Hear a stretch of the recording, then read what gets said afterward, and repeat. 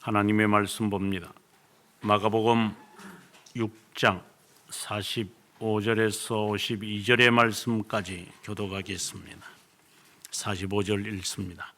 예수께서 즉시 제자들을 재촉하사 자기가 무리를 보내는 동안에 배 타고 앞서 건너편 베세다로 가게 하시고 무리를 각 작별하신 후에 기도하러 산으로 가시니라. 저물매 배는 바다 가운데 있고 예수께서는 홀로 묻혀 계시다가 바람이 거스름으로 제자들이 힘겹게 놓아졌는 것을 보시고 밤 사경쯤에 바다 위로 걸어서 그들에게 오사 지나가려고 하시매 제자들이 그가 바다 위로 걸어오심을 보고 유령인가 하여 소리 지르니 그들이 다 예수를 보고 놀랍니다.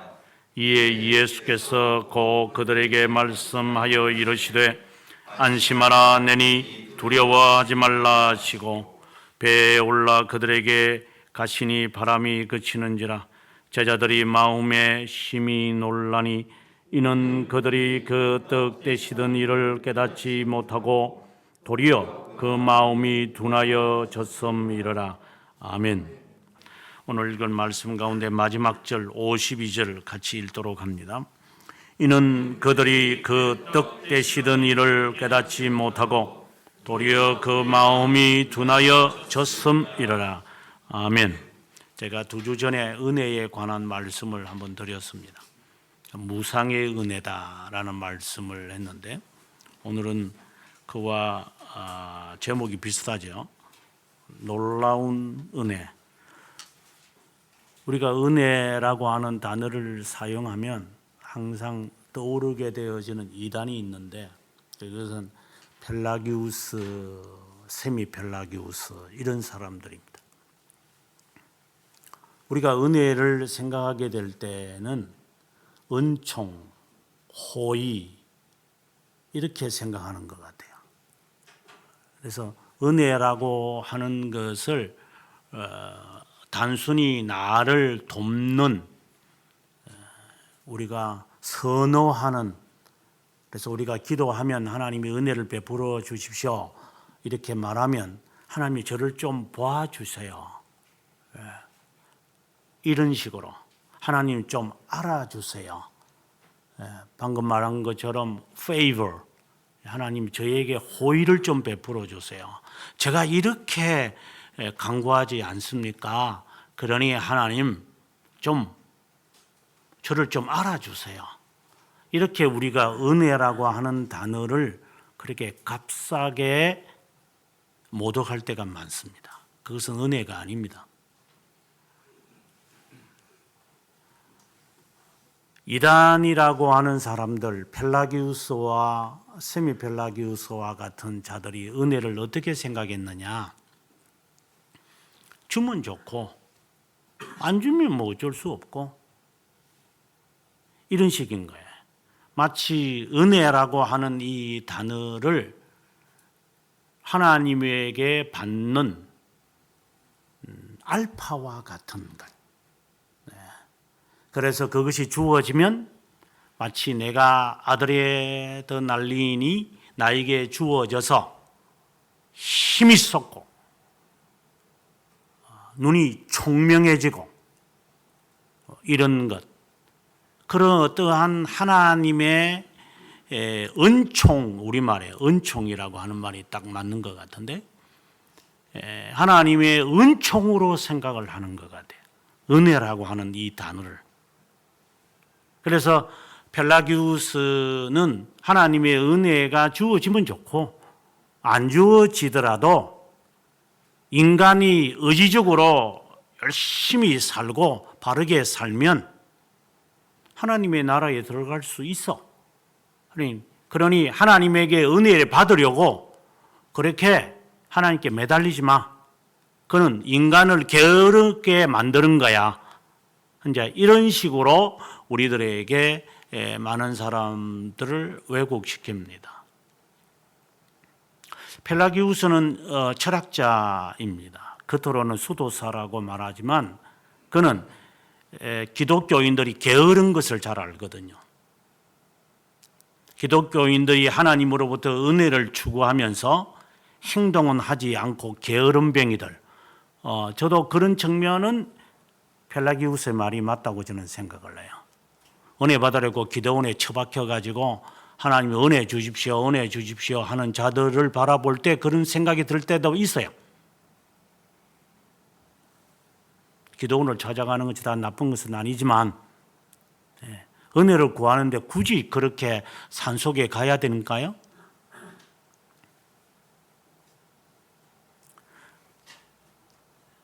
산속이라고 하니까 갑자기 떠오르는 단어가 생각이 나는데 우리가 정도전을 삼봉이라고 그래요. 산봉, 삼봉, 삼봉아 뭐 이런 고려 말기에 새 나라를 위해서 건국을 위해서 이제 고려를 이제 없애버리고 이성계와 함께 이 한양을 도읍지로 삼고 이제 조선을 만든 장본인 가운데 한 명이 이제 삼봉이라고 해요. 그 삼봉이라고 하는 이유가 그 사람이 저기 삼각산에 가서 그 사람이 돌을 닦았어요. 이렇게 이제 정계에 발을 붙이려 하다가 잘 안 돼 가지고 그래서 많은 사람들이 너가 저는 삼각산에 산봉우리처럼 우뚝 솟은 사람이 됐으면 좋겠다. 이래서 삼봉 이렇게 한대요. 그래서 우뚝 솟아가지고 그래 나중에 이제 이방원이한테 저격을 당해 이제 죽겠지만 역사적인 이슈가 많이 되죠. 삼봉이가 과연 선구적인 자냐, 뭐 선구적이지 않느냐 하는 말은 있겠지만 하나님의 은혜가 뭐 산에 가서 은혜를 받는 식으로 한다면 삼봉이나 다를 바가 무엇이 있겠어요? 과거에 어르신네들이 그랬으니까 산에 가서 하나님의 은혜를 좀 받겠다. 모세 흉내 내면서 산에 가가지고 나무 뿌리 뽑는다고. 나무 뿌리 잘 안 뽑혀요. 저도 뽑으려고 올라갔다가 욕만 실컷 쓰고 그만두고 내려왔어요. 그래서 어머니한테 물었어요. 어머니 나무 뿌리 잘 안 뽑히던데요. 이러니까 그냥 말이 그렇지 뜻이 그럴까? 이래서 나무 뿌리 뽑는다고 기도는 뭐 기도를 해요 그냥. 여름에 올라가서 기도하러 갔다가 모기 때문에 제가 내려온 적도 있었어요. 이 모기 때문에 기도를 하면 막 따끔따끔하고 걸쩍걸쩍 건지러운데 앉아서 무슨 기도가 밤새도록 되는지 그냥 교회당에서 하면 될 텐데 굳이 산에 올라가가지고 무슨 도 뜯는 것도 아니고 뭐냐. 우리는 그런 식으로 은혜를 생각합니다. 그래서 지가 작정을 해놓고 하나님 은혜 베푸십시오. 제가 열흘 동안 제가 금식합니다. 누가 금식하라 해서 지가 금식해놓고 하나님 은혜 베풀어 주십시오. 은혜가 뭔지는 모르겠지만 어쨌든 은혜 베풀어 주십시오. 은혜 충만하게 하옵소서. 은혜를 넘치게 하옵소서. 각가지 형용사는 책에다가 그냥 읽다가 그냥 훔쳐오는 단어 다 갖다 붙이면서 은혜가 뭐예요? 알고 지금 이야기하는 거예요? 은혜가 풍성한 하나님이 성령의 불로 나를 채워 주소서 그런 찬송을 부르니까 은혜가 은총처럼 느껴지죠. 은사처럼 느껴지죠. 호의되는 것처럼 느껴지죠. 오늘 말씀을 통하여 제대로 은혜가 뭔지를 알 수 있기를 바라는 마음밖에 없습니다. 이단자인 또 그 후세대의 한 150년 뒤에 되면은 세미펠라기우스라고 하는 이단이 등장을 해서 은혜에 관하여 열심히 하고 믿음으로 강구하면 하나님이 은혜를 베푸셔서 은혜의 정의를 내린 것은 아니고 은혜를 베풀어서 우리로 하여금 선행을 할 수 있는 힘을 우리가 얻게 된다. 이렇게 은혜를 그렇게 왜곡시켜서 지금까지 앞으로도 우리를 헷갈리게 한 건지 희미하게 했는지 좋아서 따라가는지 모르지만 여러분들 스스로도 은혜가 뭔지 정의를 못 내리고 지금 살아갈 거라고. 은혜 안 받으면 어때? 은혜 안 받아도 돼. 그거. 꼭 은혜 받아야 되고, 아니 은혜 받아야 돼. 나는 은혜 없이는 못 살아. 은혜가 뭐예요? 은혜로 말미암아, 은혜로 인하여 믿음으로 말미암아 우리가 의롭다 함을 받았다. 은혜.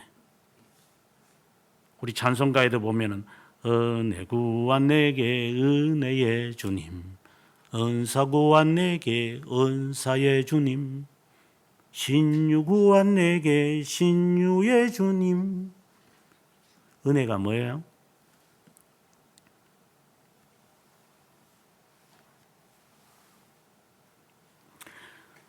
저는 철학자들 가운데서 여러 사람들을 알고 있지만 그 중에 대표적인 두 사람을 뽑으라고 한다면, 한 명은 제가 아주 안 좋아하는 인물이지만 스피노자와 같은 자이고, 또 한 사람은 저희 나라와 같으면 1,000원짜리에 나오는 이황이라고 하는 사람입니다.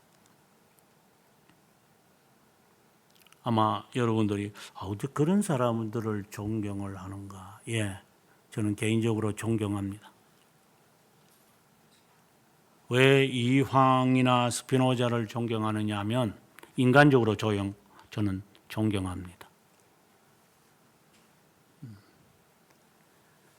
스피노자의 여러 견해들이 있겠지만 그 견해를 접어두고라도 인간성 자체가,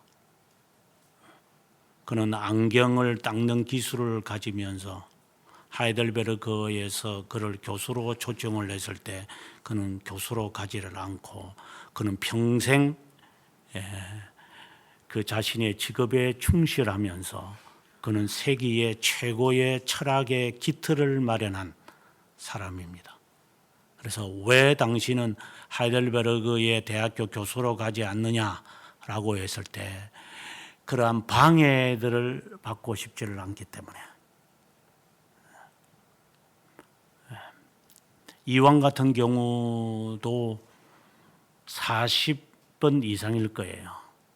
3명의 왕들이 바뀔 때마다 그에게 편지를 보내서 와서 나를 도와달라, 관직을 맡아달라라고 40번 이상을, 정확하게 48번 같아요. 해도 그는 거절합니다. 왕이여, 그냥 저는 초하에 묻혀 있겠습니다.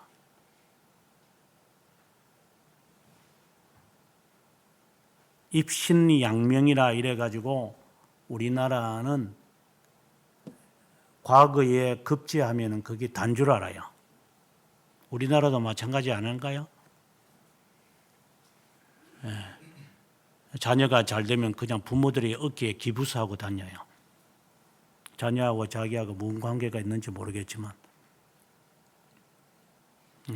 만약에 대통령이 저에게 편지를 써서 뭐 그런 일은 하늘이 두 조각나도 없겠지만, 아니면 비서실장을 통해서 저한테 연락이 와서 나은순 목사님, 제가 학교를 새로 세웠는데 오셔서 총장에 대해 주겠습니까? 하면 저는 맨발로 뛰어갈 것 같아요. 맨발로 그까지 뛰어갈 거다 이 말입니다. 신발 신을 시간도 없으니까 택시 타면 될 텐데. 하지만 그렇지 않는 그 사람들이 참 훌륭하다 저는 생각을 합니다.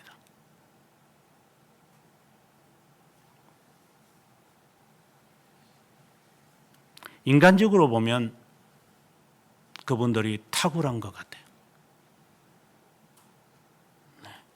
새 속에 물들어 있는 이 범인들하고는 차원이 다른 것 같아요. 하지만 오늘 우리가 주제를 해야 되는 이 말씀과 비교해 볼 때는 아무리 인간성으로 탁월하다 하더라도 하나님의 은혜는 그들에게 없는 겁니다. 오늘의 이야기는 마태복음에도 잘 나타나 있습니다. 예수님께서 오병이어의 역사가 있고 난 다음에 제자들은 이제 배를 타고 이제 건너편으로 가게 되어지는 사건에서 예수님께서 걸어오시니까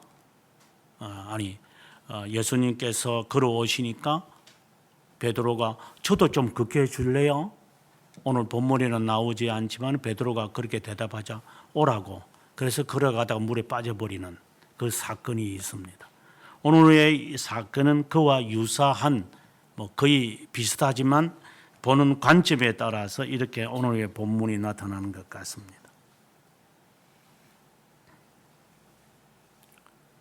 오늘의 말씀을 통해서 우리가 주의 깊게 봐야 할 부분이 있다면 49절에 있는 말씀입니다. 49절에 제자들이 그가 바다 위로 올라 걸어오심을 보고 유령인가 하여 소리를 지르니 얼마나 화달짝하게 놀랐겠어요. 지금 폭풍이 일어나는 것처럼 일어나서 지금 열심히 노를 저었다라고 되어 있거든요. 이게 48절에 보면은 힘겹게 노 젓는 것을 주님이 보셨다 그랬어요. 그러니까 예수님은 육지에 계시고 이제 제자들 보고 먼저 이제 배를 저어서 건너가라. 아마 저녁이 됐겠으니까 건너가라. 이렇게 해서 제자들이 그러면 예수님 조금 이따 뵙겠습니다. 예수님께서 배 타고 다시 오시려는 그건 모르겠지만 어쨌든 가라고 하니까 그들은 이제 노를 져서 이제 힘있게 힘겹게 겨우 우리 전라도 말로 말하면 포도시 이렇게 저어가면서 지금 가고 있는데 캄캄한 밤 랜턴도 없는데 저기서 누군가가 물 위에 폭풍우를 헤치면서 걸어오는 물체죠. 물체가 보였겠죠. 그때 그들이 얼마나 놀랬겠어요. 화달짝하게 놀랬겠죠. 저게 유령이야, 귀신이야, 달걀 귀신이야. 여러분들 달걀 귀신이 뭔지도 모르겠죠. 달걀 귀신이야. 저게 귀신이야. 저게 사람이야. 저게 물 위에 뭔가가 이렇게 덩성덩성 그 파도 가운데서 이렇게 걸어오는데 저걸 사람이라고 보겠어요? 저걸 뭐라고 봐야 되겠어? 저거 지금 듀운에 나오는 바다 괴물처럼 보이는 거죠. 저게 다 놀래가지고 저게 귀신이다. 저거 아마 누군가가 말했는지 모르겠어요. 야 귀신아! 사람이면 말하고 귀신이면 사라져라! 그랬겠죠. 우리 어릴 때 늘 그러니까. 이 분명 그 귀신일 거예요.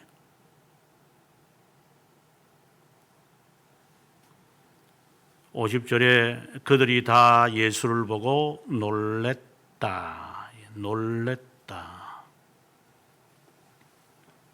놀래버린 겁니다. 세상에 이런 일이 있을 수 있나? 보니까 예수님이구나.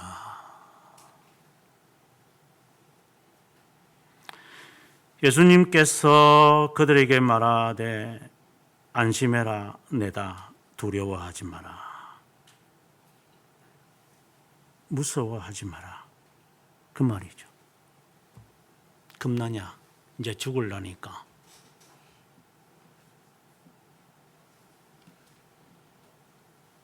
만약에 하나님께서 우리들에게 사형 선고를 내리면 우리 가운데 두렵지 않을 사람이 있겠어요?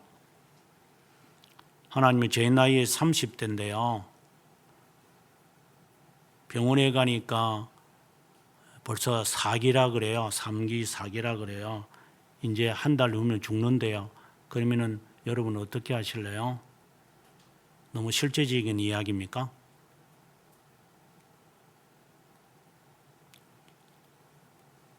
좀 더 쉬운 이야기 해볼까요?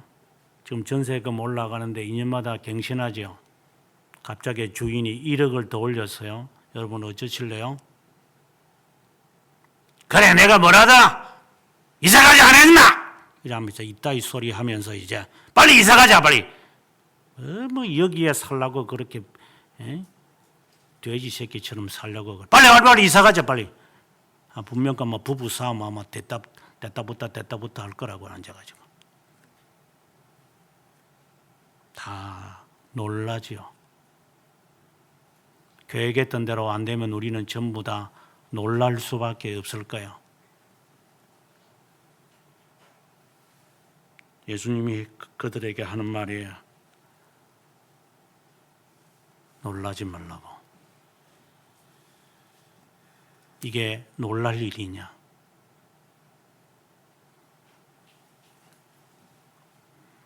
그것으로 이 사람들은 더 놀라지 않았습니다. 51절에 가보면 배에 올라 그들에게 가시니 바람이 그치는지라 제자들이 마음에 심히 놀랐다. 심히 놀랐다. 이는 당황스러운 겁니다.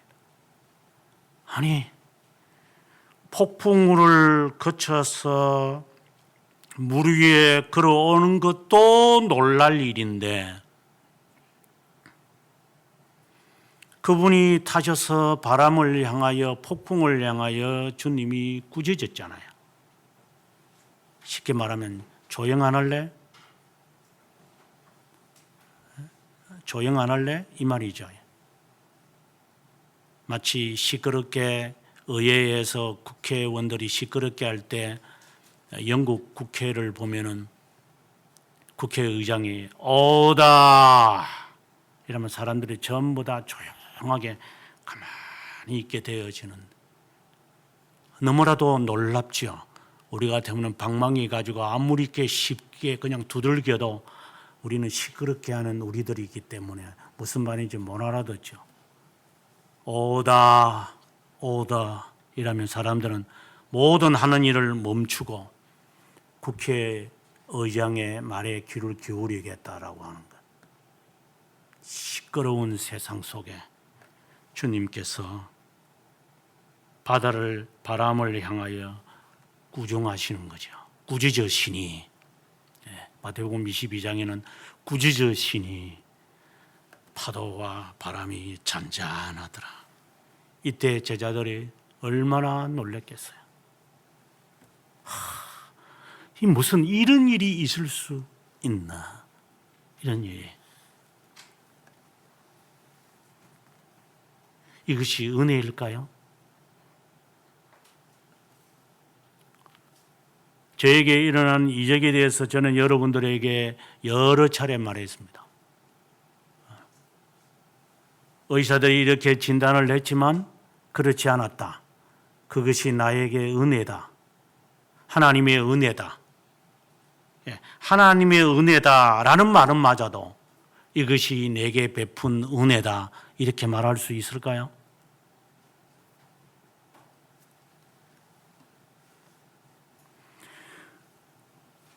바람이 잔잔하고 예수님이 폭풍우 속에서 물 위로 걸어오시는 것이 이들에게는 놀라움이었습니다. 놀라움 그 자체입니다.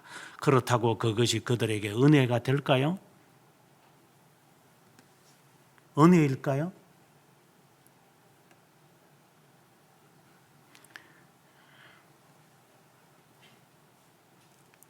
오늘 우리가 본문을 다 읽지는 않았지만 6장 2절에 보게 되어지면은 안식일이 되어 회당에서 가르치시니 많은 사람들이 듣고 놀랐다. 이래서 놀랐다. 예수님의 이 말씀은 사람들의 반응이에요. 예수님의 말씀을 들으면 사람들이 다 놀래요. 왜? 권위 있는 자들하고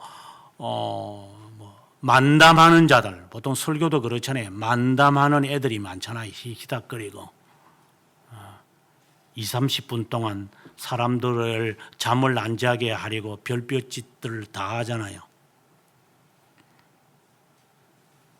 그래서 설교학을 가르치는 애들은 서론은 서론에 들어갈 때는 한 10분 동안은 이렇게 준비하고 예화를 탁 준비하고 있다가 적절한 예를 엿되게 맞추어서 해라.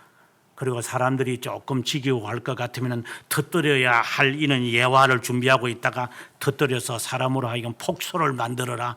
이런 테크닉을 배우거든요. 그런 자들의 설교와 예수 그리스도의 이 말씀은 너무나도 달랐기 때문에 그들이 놀랬다 이 말입니다. 권위 있는 자, 예를 들어 바리새파와 이런 자들, 저는 교수 생활을 이제 하면서 제 스스로에게 다짐했던 것 여러 개 가운데 하나가 가르치면서 책 보고 강의하지 않겠다라는 거였어요. 그래서 처음에 제가 2002년도에 한국에 와서 이제 강의를 이제 하게 될 때에 3시간 동안 강의한다면 그 내용을 거의 다 외웠어요. 일주일 내내도 다 외워가지고 이제 앞에 서서 아마 첫 강의를 들었던 제자들이 이제 조금 놀랬죠. 이 전체가 보통 한 15m 되잖아요. 이 칠판이 한 10m 되는가?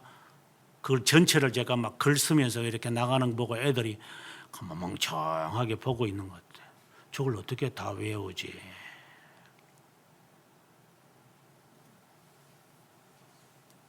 애들이 놀랬죠. 그리고 그때는 이제 한국말이 좀 서툴렀기 때문에 제가 2시간 강의를 하면 한 30분은 전부 영어로 강의하고 이랬어요. 그래 애들이 그냥 멍청하게 가만히 쳐다보고 있죠. 애들이 놀랬죠. 사람들이 그렇게 놀란 것 같아요. 거침없이 하시는 주님의 그 말씀, 도대체 저 깊이와 넓이는 어느 정도 되나?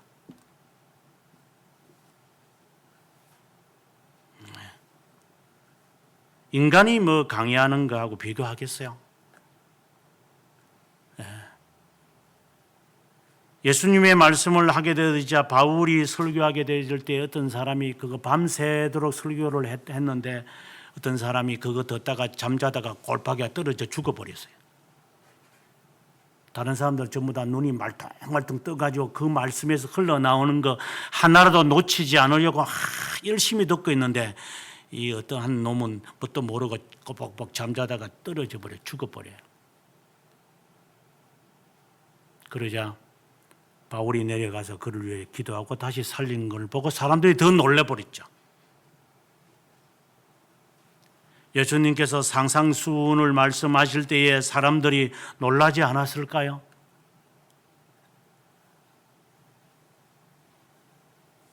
구름대처럼 몰려들어서 예수님의 말씀을 들으려 했어요. 그때마다 주님은 그들에게 꾸짖었죠. 너희가 나를 따라오는 것은 병이 낫는 것이고 그리고 먹을 것을 주니까 그런 거 아니냐? 너희가 나를 찾는 이유가 뭐냐? 어려운 말을 하니까 사람들이 다 저 사람 미쳤다고 하고 다 돌아갔잖아요. 우리가 이거 들으러 와서 이거 어려운 거 이거 세상 일이 얼마나 지금 바쁜데 내가 얼마나 힘들게 사는데 지가 떡이라고? 하늘에 내려오는 만나라고?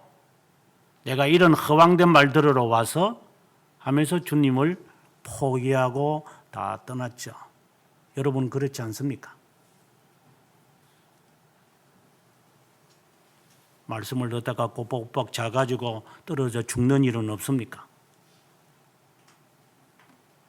어려운 말씀을 전하면 왜 나에게는 저 말씀이 어려운지 이해가 될 때까지 10번이고 20번이고 들어보셨습니까?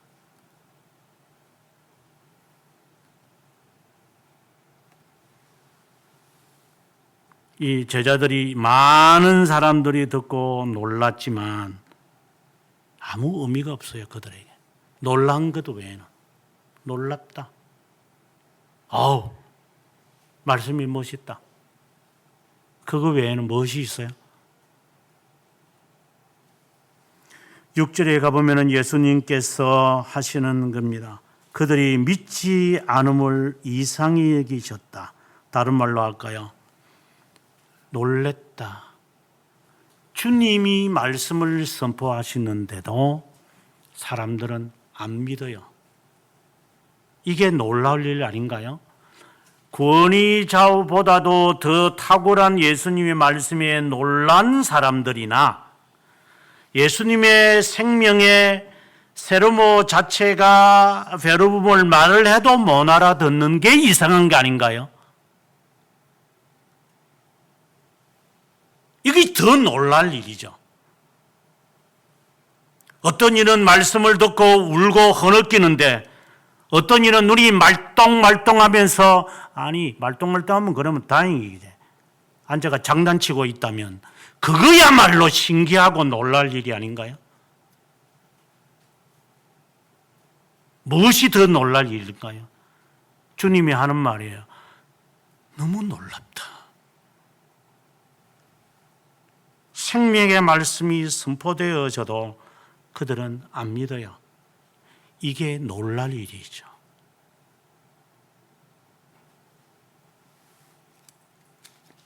그리고 주님은 이제 12제자를 선택하시고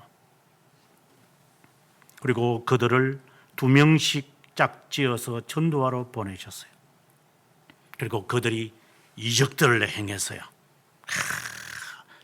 주님 앞에 찾아와서 주님의 이름으로 명하니까 귀신들도 나갑니다. 얼마나 의기양양했겠어요. 그때 주님이 하는 말이 너희의 이름이 하늘에 기록된 것으로 기뻐해라고. 까불지 말라고. 이적 행했다고. 이적을 행하면 뭐예요? 주님이 피곤해서 주무시면은 주님 좀 일어나서 좀 도와주세요 이렇게 할 판인데 무슨 이적을 행했다고 그렇게 너희들이 놀랄 일이냐? 하나님의 말씀을 따라 순종했더니 하나님이 이런 복을 줍디다. 그렇게 간증하러 다니는 간증꾼들이 있죠.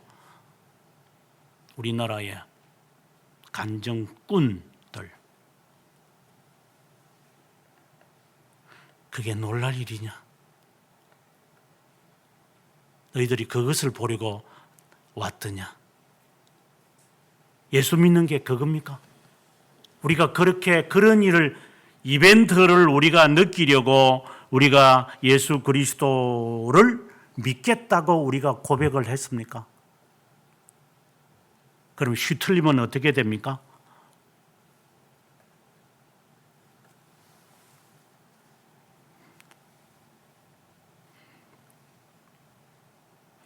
그러고 난 다음에 사도 요한이 바라보았을 때 이게 우리가 계획한 대로 내가 예언한 그분인가? 그도 의심스러울 수밖에 없는 거였죠. 제자를 2명을 보낼 수밖에 없었고 예수님은 그들에게 하는 말이 너희들이 본대로 가서 말해줘라. 본대로 말해라. 이 이야기가 점점 이제 확대되자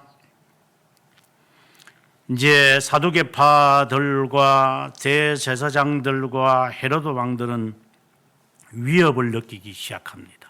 이 분명 그 쿠데타가 일어날 거니까 틀림없는 거잖아요. 지금 그렇지 않을까요? 우리가 회사에서도 그렇고 뭐 정치에서도 그렇고 가정에서도 그렇지 않아요. 누가 한 사람 두드러지면 저거 어떻게 저거 없애야 내가 올라갈 자리에 지가 올라가 있으니까. 예. 그러면 저거 죽여야 되잖아요, 저거. 그래서 저걸 짓밟아야 되니까 저거 어떻게 짓밟아야 되지? 모함을 할 수밖에 없고. 예. 내가 대통령이 돼야 되는데 저게 대통령이 되려고 저렇게 설치니 저거 가만히 놔두면 안 되지, 저거. 발악들을 하잖아요. 아들 군에 안 보낸 것 가지고 지속적으로 오징어 씹어 먹는 식으로 수개월 동안 씹어 먹고 그렇게 대통령 되지 못하게 만들고 지금은 뭘 가지고 사람을 저렇게 지근지근 짓밟으려는지 모르죠. 지가 돼야 되니까. 나만이 대통령 돼야 돼요. 나만이 국회의원이 돼야 되고 나만이 대표 돼야 되고 이런 사회잖아요. 우리가 사는. 뭐 나는 그렇지 않고 당신은 그렇지 않다. 교회는 그렇지 않다라고 하는 것이 아니라 교회도 마찬가지고 교회 안에도 이런 구더기들이 덕실덕실하고, 뭐 신학교는 안 그런 것 같아요. 신학교 교수들은 뭐 목사님이니까 뭐 다른 교수들보다 더 나은 채 하는 것 같아요. 더 추악하고 더 더러운 자들이 더 많죠. 제가 그 속에서 살다가 온 사람이니까.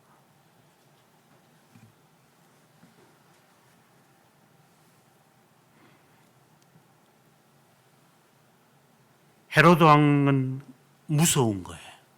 쿠데타가 일어날 거니까. 만약에 저 사람이 죽은 사람도 살리고 물 위에도 걸어 다니는 이제 나중에 나올 사건이지만, 병자들을 낫게 하면은 그거 몰려오는 것. 경기도 있는 사람한테만 재원금 준다니까 사람들이 경기도로 많이 이사 간다 그러더만, 그 돈 받으려고. 그 30만 원 받기 위해서 3천만 원 이제 잃어버리겠죠. 위협을 느낀 헤롯, 하는 수 없이 세례 요한을 목 잘라 죽여버리는 흑심이 있어서, 자기 형의 딸에게 흑심이 있어서 그 딸에게 비유를 맞추려고 하다 보니까 사도 요한도 머리를 잘라버리고 접시에 담아다가 갖다주는 이런 참상들이 일어나는 상황에서 예수님은 오병이의 역사를 하시는 겁니다. 얼마나 주님 보시기에 안타까웠겠어요. 말을 해도 못 알아듣고, 이적을 행해도 못 알아듣고, 다 팔아먹을 사람들이잖아요. 예수님 십자가에 못 박으십시오 라고 할 사람들이잖아요. 이 사람들이 권능 행했다고 저리 까불까불 거리다가 예수님 잡히면 전부 꼬리 감추고 도망갈 놈들이잖아요. 예수님 제자들을 두고 하는 말이에요. 그런 자들에게 무슨 은혜가 임한다고 보십니까? 무슨 은혜가 그들에게 주어질 것 같아요? 결국 배반할 놈인데 내가.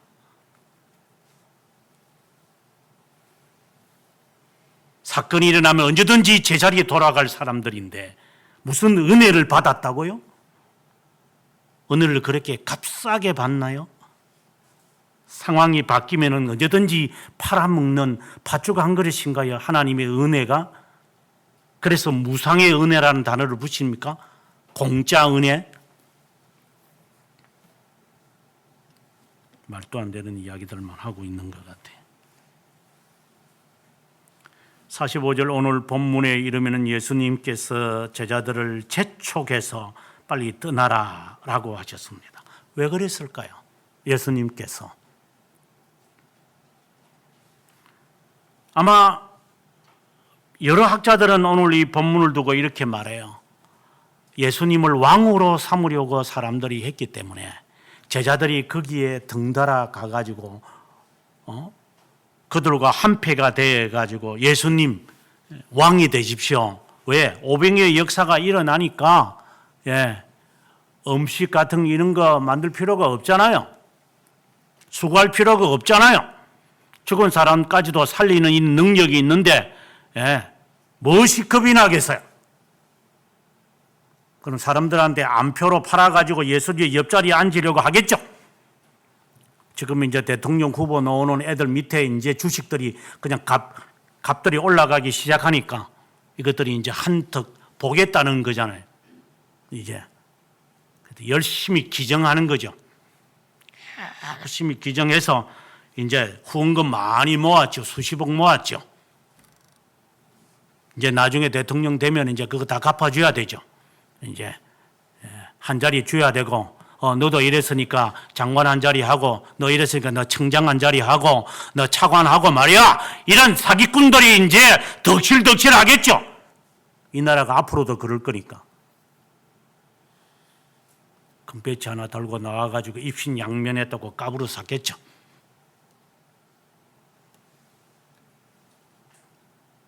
이 나라 지도자들이 그거밖에 안 되는 애들이니까. 까부는 놈들만 설치고 있으니까.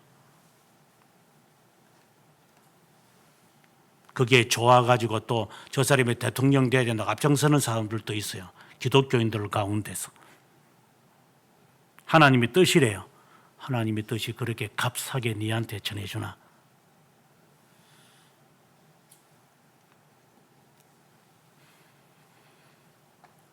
왜 예수님께서 제자들을 재촉해서 빨리 저쪽으로 가라라고 했을까?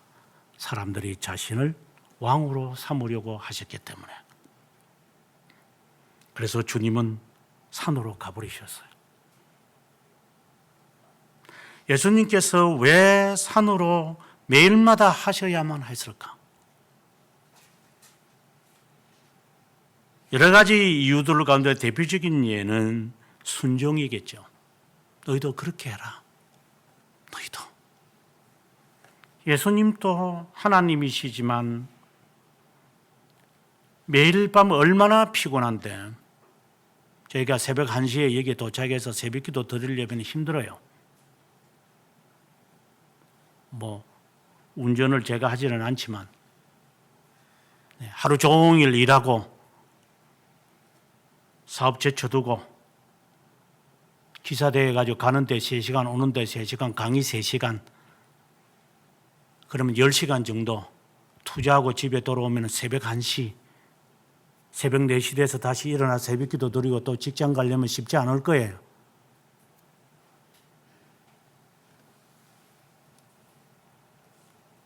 여러분 가운데 그렇게 할 사람이 있겠어요?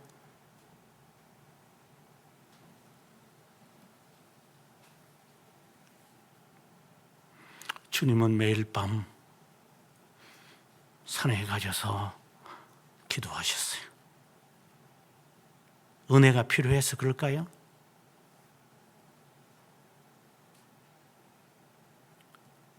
이번에 JDM에 가서 목사님하고 이런 대화 저런 대화를 하면서 그 목사님도 진짜 대단한 분이 대단하다라고 하는 말은 오늘 아침에 잠깐 이야기를 했지만 결혼식이 내일인데도 오늘까지 수련회를 하면은 간사들 보고 내일 결혼식 해야 되니까 목사님 오늘 제가 쉬고 결혼 준비하러 가겠다고 한다면 그 목사님이 쓸데없는 짓 하지 말고 마치고 가라. 그래서 내일 결혼식 할 애는 여기 수련회 마치고 난 다음에 가서 그 다음날 새벽에 가서 결혼식을 한대요. 그래서 저는 거기에 맞장구 쳤어요. 아니 말이야 교회 목회하다 보면요 성도들이요 이것들이요 토요일날 꼭 내려가가지고 주일날 아침에 올라온대요. 이게 꼭 주일날 되면은 꼭 지 친척 집에 그 가가지고 쉬다가 예배도 제대로 안 볼 건데 분명히 그러고 난 다음에 오후에 올라와요. 그래서 제가 잘라버렸어요. 이러니까 세다. 그래서 성도들의 이 부리장머리들이 얼마나 이렇게 추잡한지요. 하나님은 어디든지 계시대요. 또 하고 내 진짜 배꼽이 한 5개 있으면 되겠다. 진짜 누구를 속이려 그랬냐 네가? 아나니아와 사피라냐 네가? 네가 신앙이 있으면 얼마나 있기에 하나님이 어디든지 계시기 때문에 어디든지 가서 예배 보면 된대요. 누가 들으면 정말 신앙 좋은 줄 알겠어요. 가증한 자들이.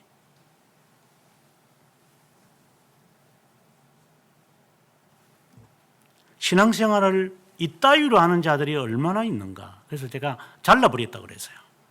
그러니까 나는 그 정도는 안 한다 그러시더만. 그래서 저는 그 정도는 합니다 그랬어요. 버리장머리가 없는 신자들이 한국 교회에 수두룩하다는 사실을 목회하면서 제가 알았어요. 저는 가르치면 제대로 하는 줄 알았어요. 신앙인들이.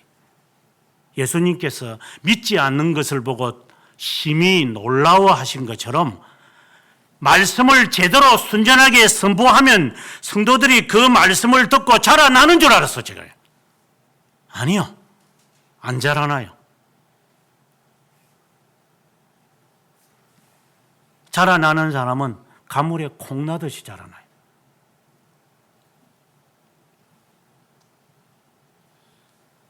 그게 은혜입니까? 그게 은혜 받았다고 하는 겁니까?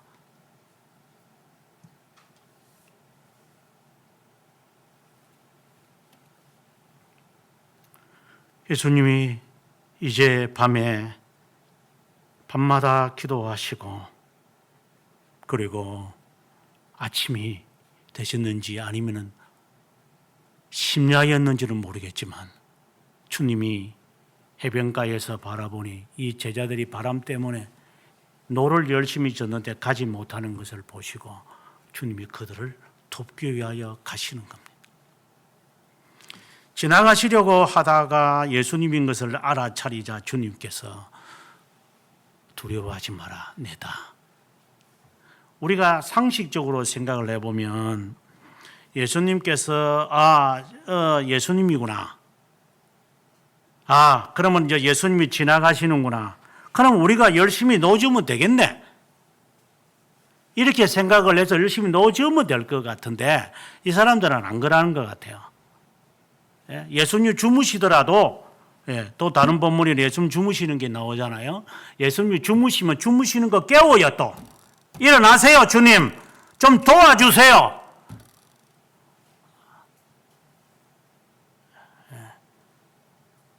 쉽게 말해서 우리는 지금 열심히 이렇게 수고하고 애쓰고 있는데 예수님은 왜 가만히 있는 거야? 이 말이지. 쉽게 말하면 나는 열심히 이렇게 수고해가지고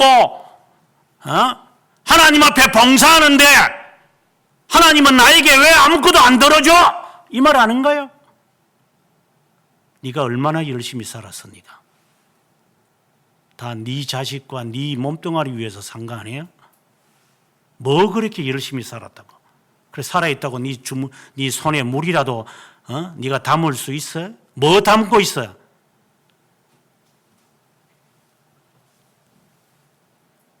헛수고 해놓고서는 수고했대요, 하나님 앞에. 네 자식 아니면 네가 수고하겠냐? 네 애미 아니면 네가 열심히 하겠냐? 이유가 있으니까 열심히 한 거잖아요. 네 몸뚱아리가 아프니까 네가 열심히 하나님께 주여하는 거 아니냐? 도대체 이유가 없으면 뭐 하겠어, 내가? 사업이 잘 풀리니까 네가 헌신하는 거 아니냐? 안 풀리면 그렇게 할 것 같으냐? 예수님 주무시는 게 이게 못 견디겠어, 이게. 배가 아파가지고.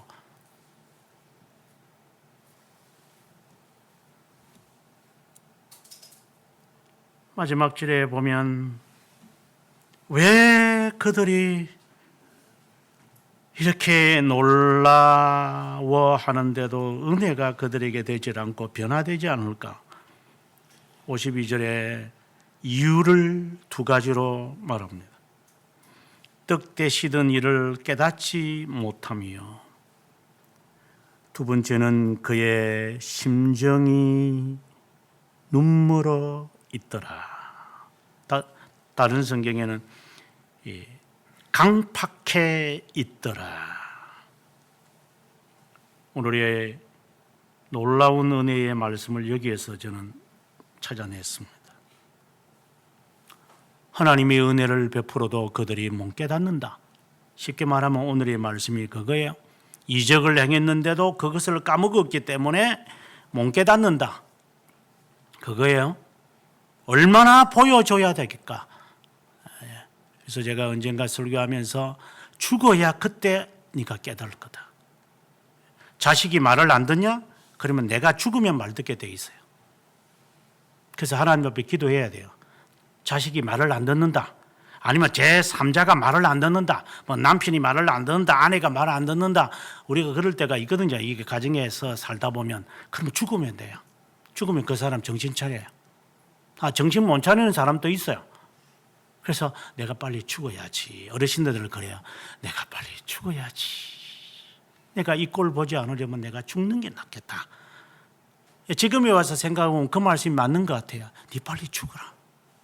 그게 네 자식을 살리는 길이야. 이거는 농담이 아니야. 내가 죽어야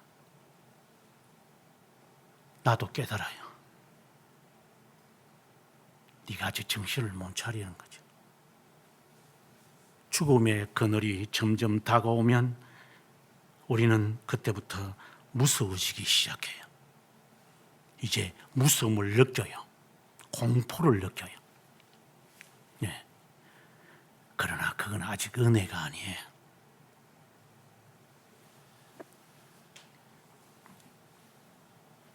말씀을 깨닫지 못했다고 했어요.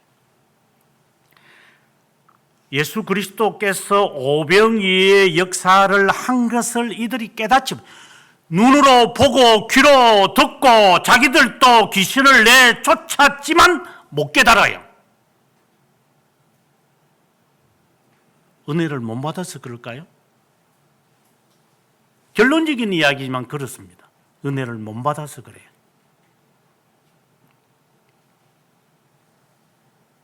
그들의 마음이 돌처럼 단단해 있다. 맞아요. 단단해 있어서 그래요. 얼마나 교만한지. 제가 새벽마다 설교를 하죠. 당신들이 이 마음의 이 교만한 것이 망치로 두들겨져서 깨지기 전에는 절대로 주님의 은혜 앞에 진정한 고백이 나오지 않을 거다. 부서지기 전에는. 이걸 어떻게 부숴요? 죽어야 되는데 그러면 이미 지옥이잖아요. 죽고 나면.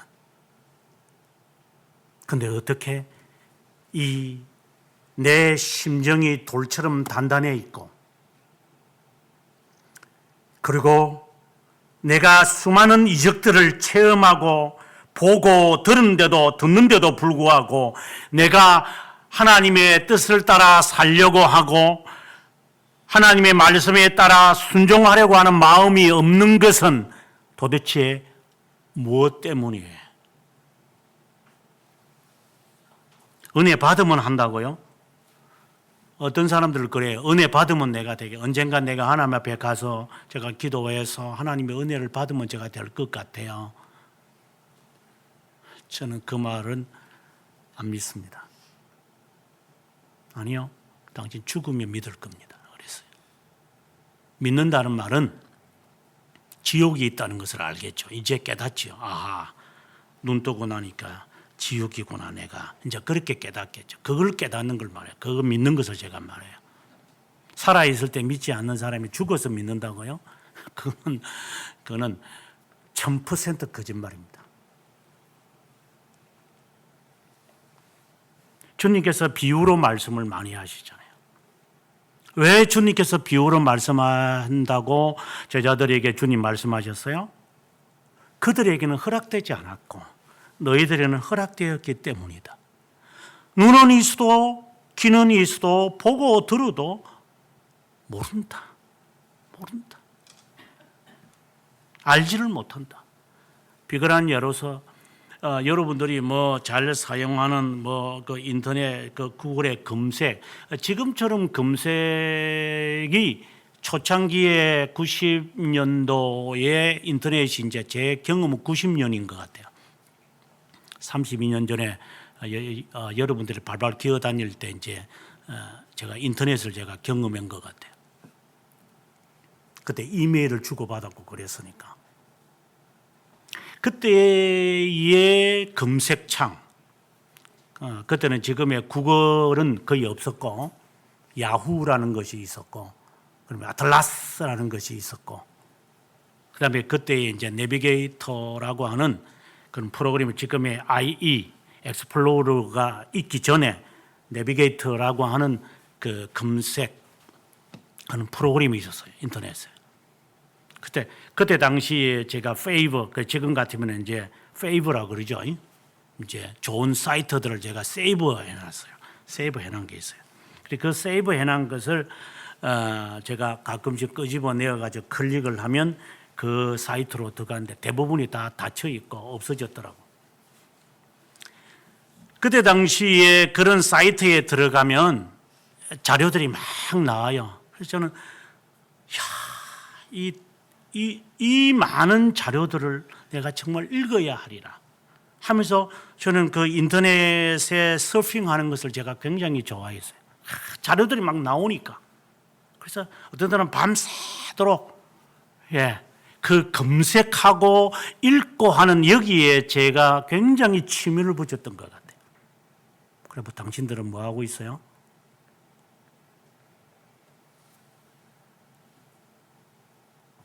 게임하려고 애들이 많이 설치잖아요. 150만 원짜리가 게임기예요. 기껏 사용하면 게임밖에 사용 못해요. 이거 친구하고 장난치는 것밖에는 이게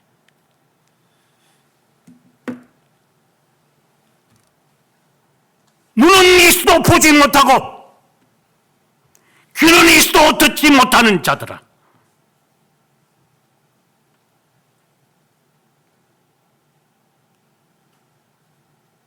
깨닫지 못하는 것을 주께서 놀라워하시더라. 너무 놀랬다. 얼마나 해야 너희들에게는 요나의 표적밖에는 없다.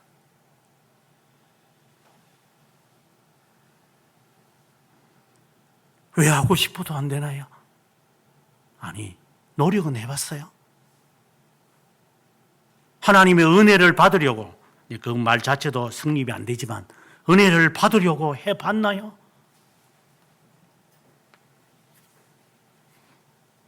로만 가톨릭은 무릎으로 계단을 올라갔어요.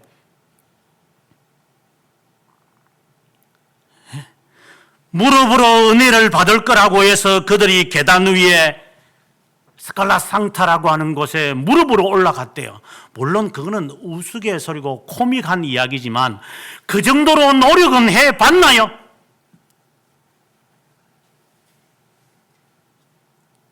로만 가톨릭은 그래도 우리보다 나은 게 있어요. 그들은 순례를 가기 위해 지금도 스페인에 맨발로 걸어가는 사람들이에요. 티베트에 있는 사람들은 덕을 실행하기 위해서 맨발로 젊음을 불태우는 자들이에요. 열심으로 보면 그들이 훨씬 나아요. 네팔에 있는 사람들이. 우리는 다 지옥 가야 돼요. 이따위로 살 것 같으면, 하나님의 은혜가 그밖에 안 된다면, 열심으로 본다면 그들이 우리보다 1000배나 나아요.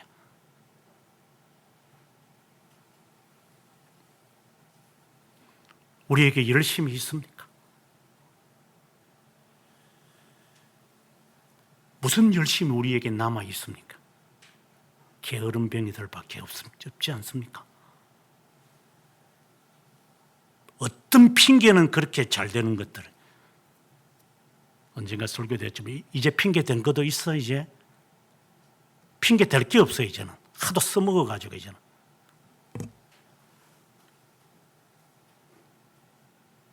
그러니 그 다음에는 피해야지. 사돈팔촌 다 덜먹여서 핑계 댔다가 이제는 다 들통나니까 이제는 하는 수 없다. 에이가 막 도망가자. 그것만이 남아있는 유일한 길이니까.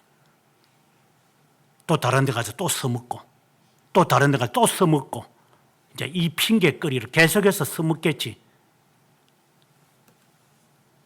열심으로 본다면 우리는 지옥 가야 돼요. 인간적 욕심이지만 그 점에서 그들에게 지지 않으려고 노력은 해봅니다. 열심만큼 또 너희만큼 한다. 맨발로 걷지는 않아도 40분 이상 왕들이 편지를 보내서 어명을 내려도 거절을 하고 싶다. 그 정도의 걷기는 행해야 될 것 같다. 그것으로 구원은 받는 것은 아니겠지만 적어도 놀라운 은혜를 받았다면 찌꼬리 같은, 우리말에 찌꼬리 같은 것이라도 하겠다. 너희들이 은혜를 조금이라도 너희가 하나님으로부터 받았다고 한다면. 그러나 우리는 은혜도 받은 거 아닌 것 같아. 그 은혜를 신앙의 선배들은 청량할 수 없어서 무상의 은혜다. 또 어떤 자들은 수동적 은혜다. 또 어떤 자들은 무한한 은혜다. 저는 오늘 본문을 근거로 해서 놀라운 은혜다. 왜 놀라울까?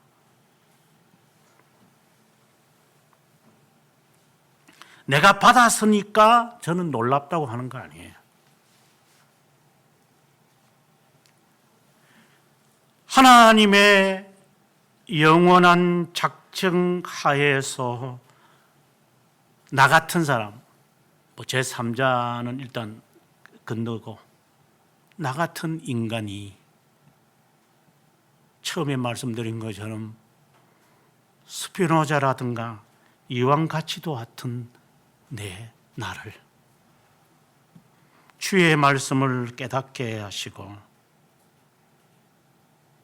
주님 앞에 이 못된 성격이라도 너 부서져라. 예. 순종하는 마음을 그래도 허락하시고 순종하지 않을 때마다 너무 죄책이 많아서 하나님, 당신이 영원 전에 나를 택하지 않았다면 저는 당신 앞에 나오지 않을 존재입니다. 이것이 놀라운 은혜입니다.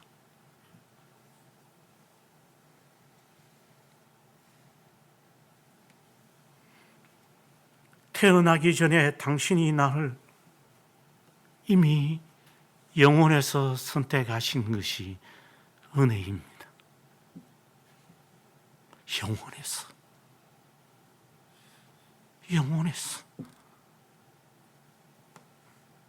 내가 당황하고 무서워하지 말아야 할 이유도 당신이 영혼에서 이미 기획하셨기 때문에 너 왜 두려워해?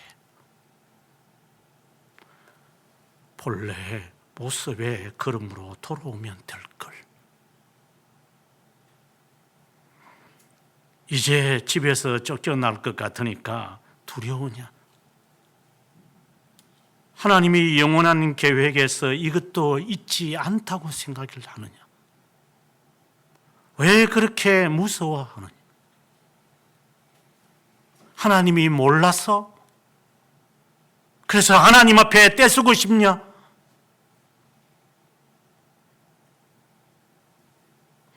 너는 이런 일을 당해야만 하나님 앞에 엎드릴 거냐?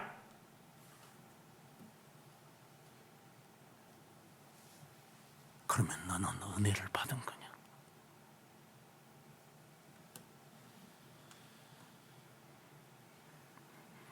그렇지 않아도 하나님, 제 마음은 변하지 않습니다.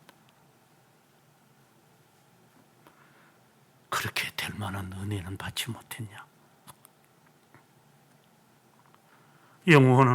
영혼에서 선택한 하나님의 이것이 너를 그렇게 밖에 못 만드냐? 아니, 너는 믿음이 없는 거 아니냐?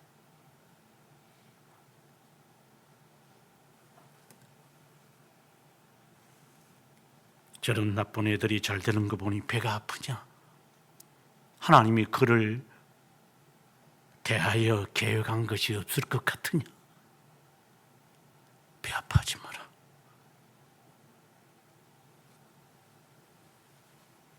네가 판단할 것도 아니고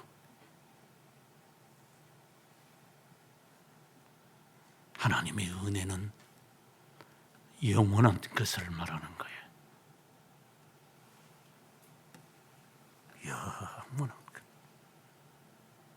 인간이 말하는 영혼을 말하는 거 아니에요? 기껏 말하라니까 인간이 말하는 영혼을 이야기하고 있어요. 영혼을 제가 이야기하면서 이야기를 충분히 했다고 봅니다.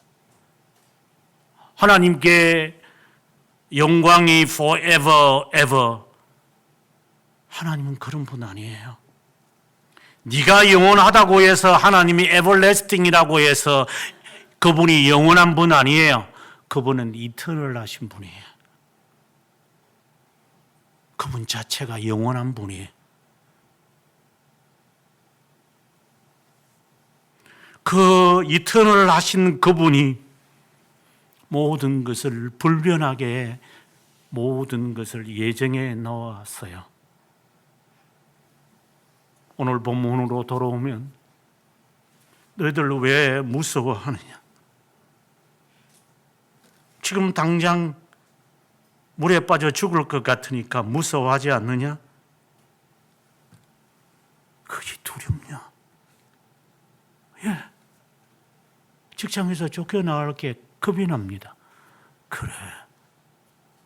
그렇지. 은혜가 아니니까. 너는 지금 당장 필요한 아들의 날림만 생각하니까. 그게 은총이지 은혜인지 착각하고 있는 사람들. 하나님이 영원한 계획 속에서 나에게 맛을 보시라고, 맛이라는 것보다는 하나님의 존재를 인식하라고 가끔씩 우리들에게 은총을 베푸시면 하나님의 은혜를 받았다고 절겨하고 하나님으로부터 은총을 받지 않으면 은혜를 받지 않았다고 이렇게 마음대로 생각을 한다면 은혜가 영원한 것입니까? 일시적인 겁니까? 우리는 그것을 은혜라고 생각합니까? 내가 이제 과장에서 부장이 되니까, 부장에서 이제 내가 부사장이 되니까 내가 이제 은혜 받은 겁니까? 그게 은혜입니까? 그런 은혜를 받으려 하십니까? 영원하신 하나님의 계획은 어디가 있습니까? 영원한 하나님의 베푸심이 계획이 은혜 자체이지 않습니까? 그것에 대한 확신만 있다면 48번 제안해도 아니요, 저는 이 길 갈게요. 왜 하지 못합니까?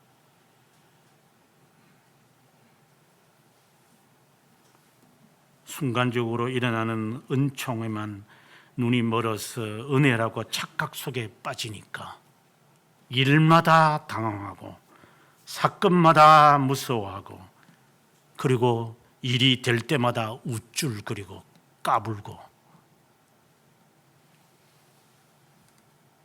그것은 은혜를 받은 것이 아니라 그런 은혜 같으면 사탄도 주겠죠.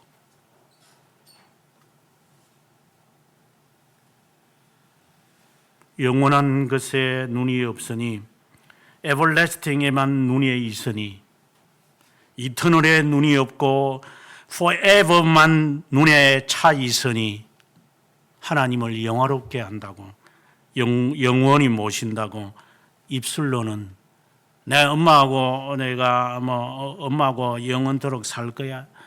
속이나 속이지 마라 이놈아. 내 아빠 말 잘 듣고 살아갈 거야. 속이나 속이지 마라 이놈아. 그런 거짓말을 어릴 때부터 누구에게서 배워가지고 쫓겨난 게 아직도 머리에 마르지도 않은 것들이 거짓말만 배워가지고 조금 주니까 좋아서 뽀뽀 안기고 아양 떨고 그 어디서부터 내가 배워서 그런 것을 해내고 있느냐.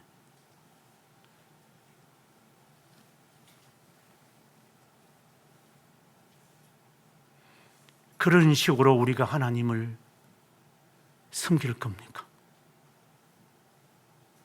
거짓말 할 줄 아는데. 놀라운 은혜는 영원한 것입니다. 하나님, 6번 넘어졌는데 또 일어나야 되겠다고 하는 마음을 주시는 게 놀라운 은혜인 거예요. 인간적으로 비교해 보면 하나도 날 게 없는 나. 그런데 하나님이 나에게 감동을 주시고 주님 앞에 나올 수 있도록 겸손한 마음을 주시니 이게 영원한 은혜예요. 이게 놀라운 거예요. 우리가 그 은혜를 받았다면 어떻게 해야 되는지, 은총에만 몰입하기 때문에 하나님의 은혜를, 은총을 은혜로 착각하고 있지는 않는가.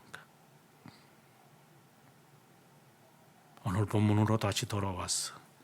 이는 그들이 그 떡 대시던 일을 깨닫지 못하고 도리어 그 마음이 완악해졌기 때문이다. 은혜를 받지 못한 자, 영원한 하나님의 계획에 관하여 눈이 뜨지 못했기에 나중에 성령께서 임하셔서 그들에게 보이게 하실 때야, 그때야 비로소 그들이 하나님의 놀라운 은혜가 이미 있었구나, 지금 부어주는 것이 아니라 이미 여전히 계셨구나. 제가 은혜교회 가서 설교하면서 성령이여 강림하사 나를 감하시고, 그 찬송을 갖고 아마 인터넷에도 떠 있을 거예요. 제가 설교했던 내용이 있는 걸로 알고 있는데 뭐 누가 올린지는 모르죠.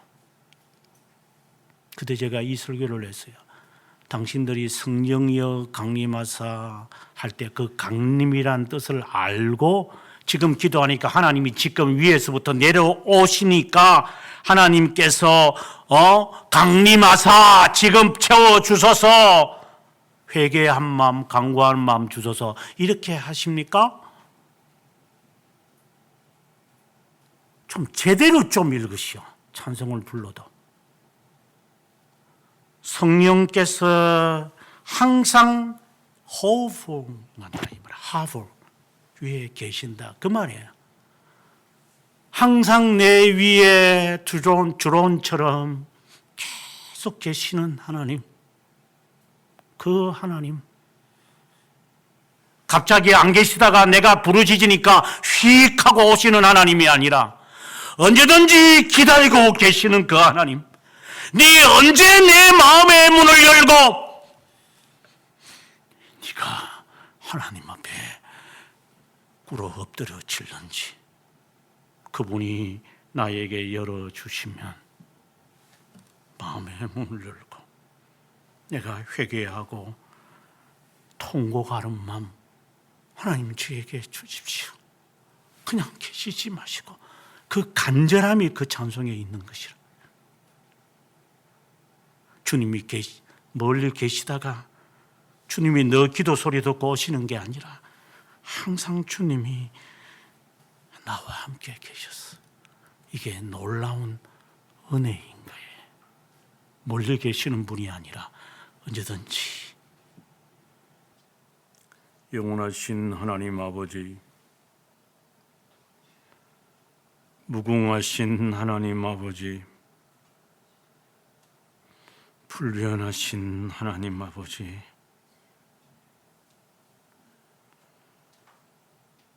사람을, 내면을 감찰하시며 불변한 계획을 세우신 하나님, 변화무쌍한 세상 속에 살다가 보니 예기치 않는 일들이 발생하면 무서워하고 떨곤 합니다. 영원한 하나님을 바라보는 눈을 허락하시고 입술을 허락하셔서 고백하게 하시는 하나님, 감사합니다. 이 무궁한 은혜를 우리 각자에게, 자신에게 베푸신 하나님, 이것을 뭐라고 말할 수 있을는지, 평생 갚아도 갚을 수 없는 하나님의 은혜를 받은 자라면 이렇게 살아도 되는 것인지. 오 하나님, 면목도 없고 얼굴을 가려도 감출 수 없는 우리의 자신입니다. 하나님, 나에게 주어지고 우리에게 주어진 일들을 죽도록 충성하게 하시되, 그 일이 어떤 일이든 정직하게, 바르게, 진실하게, 착하게 하나님 앞에서 그 일을 감당하게 하시되, 부모는 부모의 일을, 자녀는 자녀의 일을, 직장인은 직장의 일을, 하나님 아버지 앞에 어긋난 일이 있으면 언제든지 세상의 사람도 거절할 수 있다면 하나님 앞에서 하나님의 말씀과 어긋나면 언제든지 거절할 수 있는 최소한의 기본적 양심을 가지며 살아가는 참된 은혜를 받은 자로 하루하루를 살아가게 하옵소서. 이 모든 말씀, 놀라운 은혜를 베푸신 놀라운 우리 주 예수 그리스도의 이름으로 기도합니다. 아멘.